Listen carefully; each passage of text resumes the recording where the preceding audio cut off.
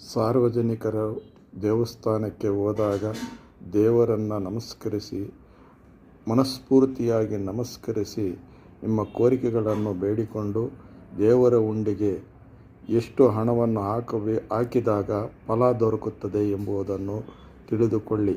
7 ರೂಪಾಯಿ ಹಾಕಿದಾಗ ಅನಾರೋಗ್ಯ ಸಮಸ್ಯೆಗಳು ದೂರವಾಗುತ್ತೆ.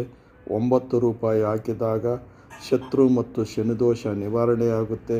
11 ರೂಪಾಯಿ ಹಾಕಿದಾಗ ಮಾನಸಿಕ ಸಮಸ್ಯೆಗಳು ದೂರವಾಗುತ್ತದೆ. 12 ರೂಪಾಯಿ ಹಾಕಿದಾಗ ಕುಟುಂಬ ರಕ್ಷಣೆಯಾಗುತ್ತದೆ.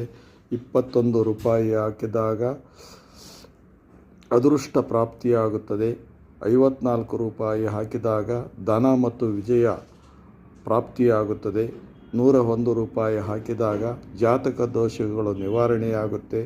108 ರೂಪಾಯಿ ಹಾಕಿದಾಗ ನಿಮ್ಮ ಮನಸ್ಸಿನ ಕೋರಿಕೆಗಳು ನೆರವೇರುತ್ತದೆ.